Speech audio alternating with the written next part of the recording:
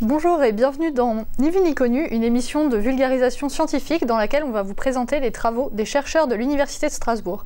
Alors aujourd'hui, comme chroniqueur, nous avons Martin qui va nous parler du larynx artificiel et Adrien qui va nous présenter plusieurs sites internet. Exactement, salut Marion. Salut Martin aussi. Bonjour. Salut Adrien aussi.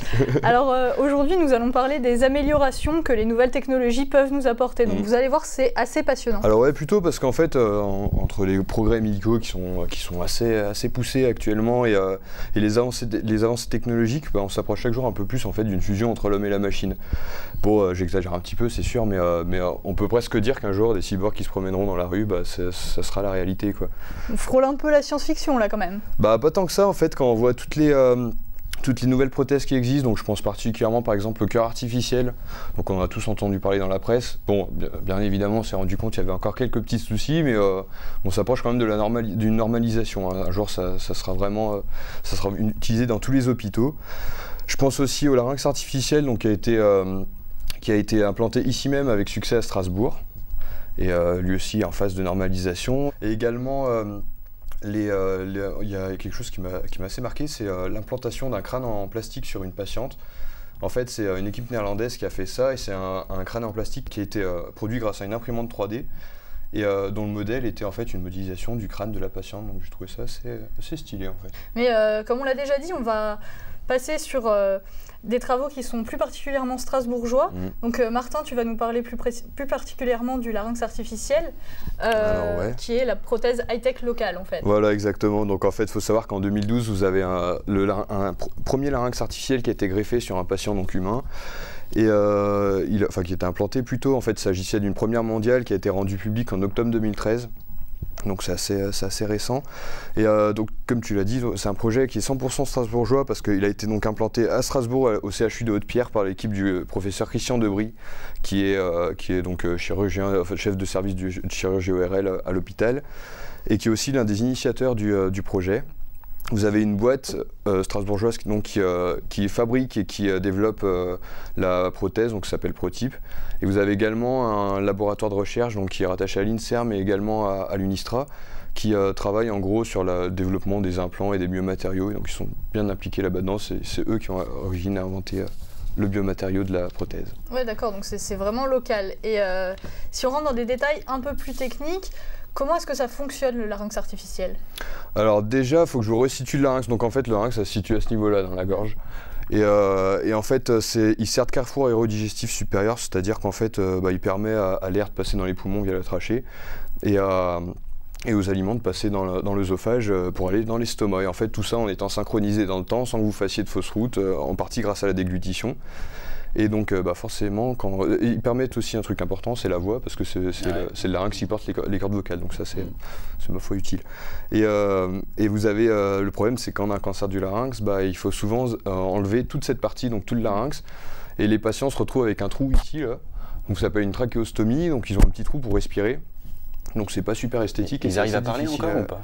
Alors ouais, ils arrivent à parler, mais en fait c'est des voix œsophagiennes, donc en fait c'est un peu comme si tu rotais, tu vois. C'est un truc comme ça. L'air passe pas par la trachée. En fait c'est comme si tu rotais, que tu fais résonner ton œsophage donc t'as une voix super grave, tu ressembles à Dark Vador quoi. Donc ouais, comme c'est un peu difficile à vivre pour les patients, vous le comprenez bien, un petit trou ici c'est pas sympa. C'est sûr. Ça peut être une super bonne alternative à ce traitement, donc le larynx artificiel, parce que vous n'avez pas besoin de faire de trou.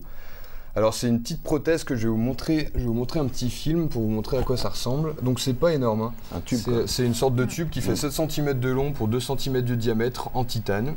Là, celle que je vous ai montrée, c'est la dernière version, celle qui est actuellement la version 2. Donc voilà, et en fait le fonctionnement, ça rétablit un lien entre la base de la langue et le haut de la trachée pour permettre de respirer normalement. Et l'entreprise Protype m'a donné une petite vidéo qui explique très bien le fonctionnement.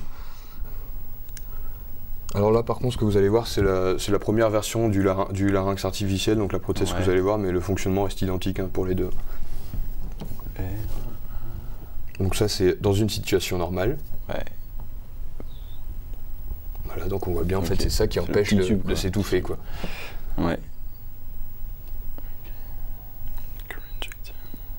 Alors là c'est avec une trachéostomie Donc le petit trou ici au niveau de la trachée, il n'y a plus du tout de communication. communication. C'est ce qu'on fait d'habitude, ça. Voilà, il n'y a plus du tout de communication entre les deux. Ouais. Finalement, c'est logique qu'il n'y ait pas de communication, je trouve. Bah ouais, je sais pas, peut-être. On est fait comme ça. Et ça, donc, c'est avec le larynx artificiel. Donc vous avez un petit système de valve qui aide, qui fait passer l'air. Donc ouais, vous avez pu vous rendre compte, c'est vraiment un bénéfice pour les patients. Hein. C'est sûr que c'est pas mal. Bon, bien entendu, ce qui est sûr, c'est que ça ne veut pas dire que le cancer du larynx, c'est une histoire ancienne. Hein. On ne peut pas continuer à fumer des cigarettes en toute quiétude. Quoi. Oui, bah ça on s'en doute bien. Mais alors, du coup, tu nous as expliqué que c'est possible d'implanter le dispositif. Par contre, quels sont les résultats qu'on a là-dessus? Est-ce que ça a marché? Est-ce que ça n'a pas marché? Qu'est-ce qui a marché? Qu'est-ce qui n'a pas marché? Alors ça, c'est une bonne question. Et en fait, du coup, j'ai décidé d'aller la poser directement au professeur Christian Debris, donc le chirurgien qui a implanté le dispositif. Et c'est pour ça que je suis allé le voir au CHU de Haute-Pierre et j'ai fait une petite interview avec lui. D'accord. Voilà. Bah, on va regarder l'interview alors. À l'heure actuelle, quel résultat vous avez obtenu concrètement? Qu'est-ce que ça a donné, les premières implantations? Alors, les premières implantations, tout le monde est toujours très angoissé, hein, c'est de savoir ce que ça peut donner, parce qu'en fait, on a des modèles expérimentaux qui sont faits donc, sur l'animal. Bon, d'abord, le petit animal, c'est pour savoir la compatibilité en fait, des biomatériaux. Et puis après, le plus gros animal. Mais on a beau faire ça, on ne va pas faire parler une brebis ou un cochon. Hein. Et puis, lorsqu'on arrive chez l'homme, on regarde ce qui se passe. Alors, ce qui s'est passé, c'est que on a fait un certain nombre de patients. Actuellement, donc 5 patients ont été implantés. D'ailleurs, c'est les 5 premiers patients qui avaient été autorisés. On a une courbe de progression qui est réelle à tous les niveaux, parce que même le fait de suturer, on ne savait pas trop comment faire. Le positionnement est incertain aussi. Le biomatériau, il a beau être très analysé, l'homme ne réagit pas comme réagit par exemple une brebis, un gros animal ou un petit animal. Donc toutes ces choses ont fait que ça a été implanté. Il y a eu des explantations qui ont été faites, mais avec une courbe de progression qui est de plus en plus longue. Et ce qui était très important, c'est de prouver un concept, c'est-à-dire que ce concept pouvait fonctionner. Et à partir du concept, comme dans toutes les nouvelles technologies, en fait, après, on améliore une fois qu'on a prouvé que c'était possible, quoi. Qu'est-ce qui marche Qu'est-ce que vous avez réussi à rétablir comme fonction naturelle? Qu'est-ce que vous n'avez pas réussi à rétablir comme vous vouliez? Alors, c'est une très bonne question. Ce qui marche très bien, c'est la respiration. C'est quand même ce qu'il y a de plus vital. Alors ça marche remarquablement bien. On n'a eu aucun problème avec les systèmes de valves et pour la respiration qui se passait dans les très bonnes conditions. La voix est bien moins bonne. Ce sont ce qu'on appelle les voix chuchotées. J'ai un petit peu imité. Une voix chuchotée, c'est comme ça. C'est-à-dire qu'on parle comme ça, on ne peut pas articuler. On peut articuler, mais on a beaucoup de mal en fait à avoir une voix avec un timbre correct. Mais ça, c'est des choses qui sont extrêmement faciles en fait à corriger pour le futur et auxquelles on ne s'est pas du tout appesanti parce que notre problématique était la troisième, était le fait de déglutir. La déglutition est encore difficile. Il y a plusieurs versions. Il y a une première version qui a été faite et maintenant une deuxième version qui est en cours, qui semble donner de bien meilleurs résultats. Je dis de bien meilleurs parce que le prochain va être implanté en fait dans quelques semaines. Qu'est-ce qui vous reste exactement à faire? Quelle piste de recherche vous suivez par exemple par rapport à la composition du matériau, par rapport à tout ce qui est restauration de la voix ou des choses comme ça? Tout doit être amélioré, absolument tout. Et je pense que dans 5, 10 ans ou 15 ans, on va garder nos premiers larynx et on sourira en regardant cette évolution qu'il y a eu, comme par exemple pour les implants cochléaires, quand on regarde les premiers et ceux qui ont été faits 15 ans après. Alors, les progressions sont faites à peu près à tous les niveaux. Sur le matériau, c'est du titane, mais maintenant, c'est les deuxièmes générations, c'est les titanes qui sont déjà beaucoup plus travaillés avec ce qu'on appelle des nanopores. Les systèmes aussi d'attache entre le biomatériau et puis les tissus environnants. Les systèmes de clapet qui pour l'instant sont mécaniques, mais qui à terme deviendront probablement réglables en fait de l'extérieur, de type magnétique, exactement ce qu'on fait pour un certain nombre d'autres choses. Et une dernière chose qu'il ne faut pas négliger, qui est très importante, il faut savoir que c'est des biomatériaux qui sont mis en place, mais on va finir, comme dans toutes les recherches, en fait, à fusionner d'autres recherches avec, et on travaille actuellement avec des centres européens, on travaille avec les États-Unis, et surtout les biomatériaux doivent évoluer de telle manière qu'il y en ait de moins en moins et de plus en plus de vivants.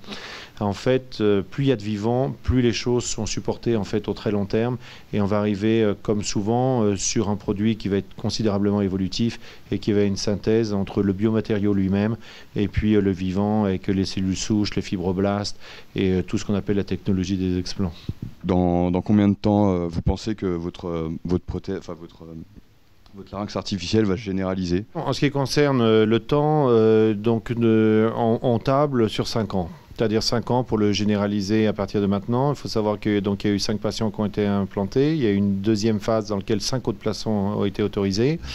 Cette courbe de progression doit se poursuivre. Et puis, pour être tout à fait... c'est toujours difficile de voir en combien d'années. En 2-3 ans, ça peut être fait. Nous, on a tablé sur 5 ans que ça soit généralisé, en fait, en tout cas, dans les principaux CHU, sinon en France, du moins en Europe, qui doivent le tester par eux-mêmes et faire leurs propres expériences en dehors de ce qu'on a fait ici à Strasbourg, évidemment, parce que la technologie et l'expérience doivent se diffuser. Chacun doit se faire sa propre expérience. Donc, on table à peu près sur 5 ans. Alors voilà, j'espère que cette petite interview elle vous a bien plu. Et donc vous avez pu vous en rendre compte pendant l'interview, il a vraiment insisté sur le fait qu'en fait les greffes actuelles c'est vraiment une preuve de concept. Autrement dit, on montre que ça a marché, c'est possible d'intégrer un dispositif pareil à l'intérieur d'un patient. Mais il y a encore beaucoup de progrès à faire, par exemple pour la déglutition, par exemple, les patients ont encore du mal à déglutir. Et pour la voix, bien entendu, comme on n'a pas encore les cordes vocales, mais ils sont en train de travailler sur des cordes vocales artificielles, donc je ne savais pas que ça existait, c'est assez énorme. Tous les patients actuels ont été explantés, ceux qui ont... Ça veut pas forcément dire que ça marche pas en fait, c'est juste que comme c'est des patients qui ont un cancer, ça les affaiblit énormément, donc il y a une nécessité de passer leur traitement avant cette expérimentation, on va dire. Du coup, c'est loin d'être fini et surtout, c'est assez difficile d'imaginer que ça va être généralisé d'ici 5 ans. Ouais, c'est sûr, carrément. Ouais. Il y a encore beaucoup de trucs qui restent à faire. En 5 ans, ça va être court. Mais bon, ce qu'il faut se dire, c'est qu'il y a déjà 20 ans de recherche derrière. Donc 20 ans de recherche, c'est beaucoup de travail. Mais on va dire classiquement, ce qu'on fait, c'est qu'on prend un organe chez quelqu'un et on va le mettre chez un autre patient. Alors pourquoi on fait pas ça avec le larynx? Tu vois, comme genre une greffe de rein. Tu vas le prendre chez un vrai rein, tu vas le mettre. Ouais, je comprends. Ouais, bien sûr, mais en fait, ce qu'il faut savoir, c'est que dans le monde actuellement, il y a seulement 2 greffes totales de larynx, enfin d'un vrai larynx, qui ont été faites, donc 2, c'est vraiment très peu dans l'histoire de la médecine. Plutôt, ouais. Et en fait, ça s'explique assez facilement, c'est parce que vous le savez, quand on greffe un organe à quelqu'un, il faut lui donner un traitement immunosuppresseur. Pour éviter tous les risques de rejet. Et forcément, là, comme c'est des patients qui ont un cancer, si vous commencez à réduire leur système immunitaire, ils vont difficilement s'en sortir par la suite. Quoi. Ouais, c'est sûr, c'est vrai qu'on n'y pense pas comme ça tout de suite, mais maintenant que tu le dis, ça paraît assez logique. Merci beaucoup de nous avoir fait découvrir le larynx artificiel. Maintenant, on va aborder la seconde partie de cette émission. Adrien, c'est toi qui t'en charges. Qu'est-ce que tu vas nous faire découvrir? Écoute, là on était bien, tout ce qui était nouvelles technologies. Je vais vous présenter alors nouvelles technologies et prothèses. Et je vais vous présenter donc premièrement un Serious Games, voilà, une opération du genou. Et puis on va passer sur un site assez insolite. Franchement, c'était bien amusant en deuxième partie. Voilà. Donc alors le premier site, c'est un jeu qui s'appelle Virtual Knee Surgery. Voilà. D'accord. Et c'est quoi le principe du coup? Alors Virtual Knee Surgery, ça veut dire que opération virtuelle du genou, donc c'est assez clair sur le principe. Alors tu vas incarner un chirurgien qui va aller poser une prothèse de genou. D'accord. Et voilà, donc si jamais tu es un chirurgien raté, que tu as toujours rêvé de faire ça, ou alors si tu as envie de t'amuser un petit peu, en plus c'est assez bien fait, c'est intéressant quoi. D'accord, et du coup je suis assez curieuse de voir ça. Est-ce que c'est réaliste ou est-ce on va que le voir tout à l'heure. En fait, c'est du dessin. C'est moyennement réaliste, mais le but c'est pas vraiment que ce soit réaliste, quoi. C'est un jeu 2D, il est assez bien fait. Le but c'est d'apprendre des choses. Voilà, c'est un serious game, c'est le principe. Là, on a déjà un petit peu débuté le jeu. Du coup, là, on a d'abord il fallait plâtrer, il fallait mettre des protections autour du genou pour éviter les infections. Bon, alors le jeu, techniquement, c'est pas super. Tu ferais pas un super chirurgien. C'est pas terrible. C'est génial. Et là, il pose des questions. Alors, what purpose do you think the perpendicular line serve? Alors là, tu as des réponses. Alors, aider l'alignement du genou. Indiquer quel genou a besoin d'opération. Alors, je sais pas si vous avez une idée, tentez votre chance. Bon. Et toi, Martin? Moi je dirais bien un truc pour la peau, pour refermer l'incision. Ouais. Maintenant, ah oui, ok, ouais. En fait, c'est un espèce de marquage pour bien aligner le truc. Alors le scalpel, il est ici, hop.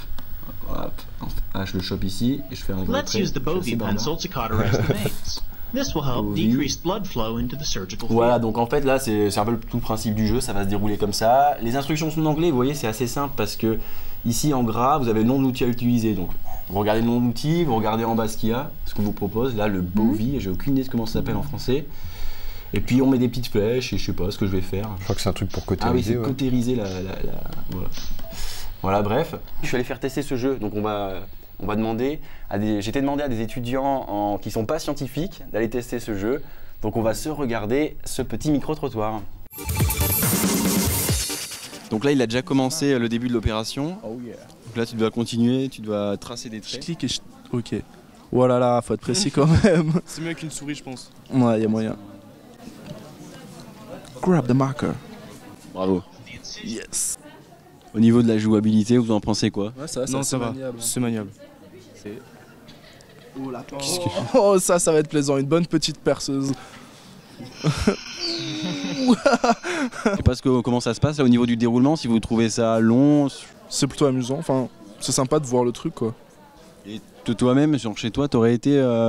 Si on t'avait filé le lien, t'aurais tenté ton truc ou Ouais, je pense que pour essayer, j'aurais commencé le jeu. Après, je sais pas si je serais allé jusqu'au bout, mais... Qu'est-ce que vous pensez globalement qui aurait pu dans ce jeu être amélioré? Qu'est-ce qui posait problème? je pense que ça aurait pu être en français déjà, parce que ceux qui parlent pas très bien anglais, c'est un peu... Et ceux qui ont seulement envie de jouer et de pas lire, un truc qui permet de passer. Ok, ouais. Merci. Ouais, bon, vous l'avez vu, hein, ça les a amusés 5 minutes. C'est pas la grande folie non plus. Moi, je l'ai trouvé assez bon public parce qu'en y allant, je me suis dit, bon, il y a des chances qu'ils nous remballent. J'ai rien à faire de ton jeu, quoi. Ouais, quoi qu'il en soit, moi je trouve que c'était assez sympa comme. Franchement, on apprend en s'amusant donc. C'est le but, des Serious Games, c'est souvent comme ça, les Serious Games. À genoux donc c'est chouette. Ouais. D'accord. Vous le testerez alors? Ouais. Bon, par contre, on te laissera l'essayer chez toi, Ouais. hein, puisque pour l'instant, on va laisser tomber les prothèses de genoux et Adrien, tu vas nous parler des cyborgs. Plus que parler même. Je vais vous montrer le premier cyborg de l'espèce humaine. Alors après, humaine ou pas, plus vraiment humaine, je sais pas. Et en fait, ce mec, il a créé la Cyborg Foundation. Et je me demande si vous êtes en train de gober ce que je dis là, ou si vous dites il raconte des bobards. Faut voir quoi. Faut voir, Tu hein. peux toujours essayer. Ouais. Alors, je vais vous rappeler, un cyborg, c'est un humain qui a reçu des greffes de parties mécaniques. Et avec ce qu'on a entendu jusqu'à présent, hein, tu vois, tu parlais du cœur artificiel, c'est vrai qu'on se rend compte que c'est plus de la science-fiction, quoi. Okay. On y est vraiment, on est en train d'y toucher, quoi. Et alors, ce cyborg que je vais vous présenter, il s'appelle Neil Harbisson. C'est un artiste. En fait, il a dérivé artiste et en fait, il a un dispositif qui lui permet de voir les couleurs. Pourquoi voir les couleurs? Ouais. Explique. Ouais. En fait, voilà, s'il a eu besoin de ce dispositif à la base, c'est parce qu'il a une achromatopsie, c'est dysfonctionnement assez rare, je pense. Et du coup, il voit en noir et blanc. Pas facile. Alors, le dispositif qu'il a créé, en fait, je pense que c'est lui qui l'a créé. En fait, il a lancé ça en partenariat avec gens qui lui ont fabriqué ça. C'est une caméra, donc comme ça sur son fond, on va le voir tout à l'heure, on va regarder le site, il y a une caméra qui est reliée comme ça jusqu'à derrière sa tête, une puce implantée dans le cerveau, et ça va lui permettre du coup d'entendre les couleurs. Du coup, chaque couleur est associée à une fréquence particulière, une fréquence sonore, et ça va, voilà, du coup il tourne et sa caméra elle lui fait un son dans l'oreille et hop il entend. Ça sonne dès qu'il voit une couleur. Voilà, ça sonne. Moi j'ai eu du mal à imaginer ce que ça fait, tu vois, tu tournes la tête, ça va être assez bizarre, un peu robotique, ouais. Bah bon, lui c'est essentiel pour lui quand même. Et alors le truc là où on commence à aller vers les cyborgs, enfin, selon moi, parce que là c'est une extension d'essence, c'est il peut voir l'infrarouge. Là, je coupe quand même. Et puis les ultraviolets. Ah ouais, c'est énorme ça. Ouais. Et alors, il est officiellement reconnu, et ça, c'est vraiment ce qui est nouveau, c'est parce qu'il a pu avoir le droit, pour son visa britannique, d'avoir, enfin son passeport britannique, je sais pas si c'est pareil, un visa ou un passeport. Et en tout cas, il a eu le droit d'avoir son dispositif sur la tête, sur la photo. Et ça, normalement, voilà, donc c'est comme s'il reconnaissait que ça faisait partie de lui. Ils auraient pu lui dire non, tu l'enlèves, écoute, voilà. Ouais. Bah, ils lui ont laissé ça sur la tête. Ok, c'est assez énorme. Et du coup, tout est expliqué sur son site. Ouais, voilà, bah écoute, on va regarder le site. Alors, Cyborg Foundation. Alors, il y a une petite vidéo qui vous montre comment ils transforment les musiques en tableaux. C'est des œuvres d'art en fait. C'est des œuvres d'art en fait. C'est pour ça que c'est un artiste et qui s'intéresse vraiment, voilà. Il se contente pas de faire ça son propre truc, il essaye de le diffuser aux autres selon sa perception. C'est cool. Ouais. Okay. En fait, par exemple, tu vois, il va écouter une symphonie, c'est le premier truc qui me vient à l'esprit, mais et après il va en faire un tableau avec des couleurs, voilà. sans essayer de faire des Et formes donc chaque géométriques. couleur, c'est une des notes de la symphonie. C'est ça, ouais. Ici, c'est une association à la base dont le but, c'est de permettre à tout le monde de devenir des cyborgs. C'est pas mal. Hein. Et ensuite de défendre les droits de ces cyborgs. C'est un peu farfelu ça quand même. C'est pas si farfelu que ça. Voilà. L'idée, c'est une extension d'essence. Alors, on va aller voir dans les projects. Donc, il y a d'autres projets, parce que là, effectivement, c'est... donc on voit l'Iborg du là, coup. Là, c'est lui, Neil Harbisson. D'accord. On voit Une très belle coupe de cheveux, on se le dit. Et il a sa petite caméra, je trouve ça... C'est impressionnant quoi. Et puis en fait il a fait une vidéo sur laquelle il parle. J'ai l'impression qu'en plus n'importe qui peut porter ces... ouais. Même moi si j'ai envie de me poser un truc derrière la tête pour pouvoir sentir les gens qui arrivent derrière moi, je peux le faire quoi. Tu peux mettre, sans ton imagination, tu peux te faire ce que tu veux, hein. Je sais pas ce que tu as envie de te faire. Ce que j'aimerais bien me poser c'est un œil bionique, tu vois, genre pour voir super loin avec avoir un zoom et tout, ça peut être chouette.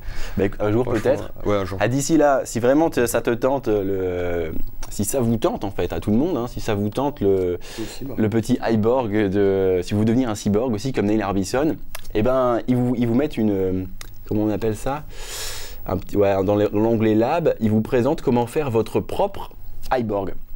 Alors, comment on fait un Iborg? La recette c'est simple, en fait tu prends une webcam, tu prends des écouteurs et un ordinateur. Après peut-être expliquer en détail là-dedans et voilà, vous vous en sortez avec un Et Iborg. là tu télécharges un logiciel en fait. Tu télécharges un logiciel, ouais. Software, ouais, c'est logiciel. Ouais. D'accord. Bon voilà, je vais conclure cette petite chronique, grande chronique sur sur exosquelette qui s'appelle Talos. On va vous montrer une petite animation en 3D et vous allez voir, moi je trouve on se croirait vraiment dans un jeu vidéo. Ok, merci de votre attention, on va regarder ça tout de suite. Merci aussi à vous deux. Ah pas de soucis. C'était Et sympa. puis on se quitte donc avec Talos et à bientôt.